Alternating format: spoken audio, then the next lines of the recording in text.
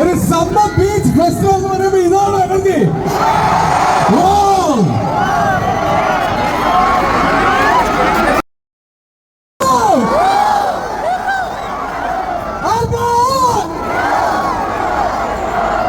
Okay, ഇനിയിപ്പോ ഇതാണ് energy. ഇത് കാണാനാണ് ഈ ബ്ലോക്ക് മുഴുവൻ. ഞാൻ 1 മണിക്കൂർ ബ്ലോക്കിൽ നിൽക്കുന്നു.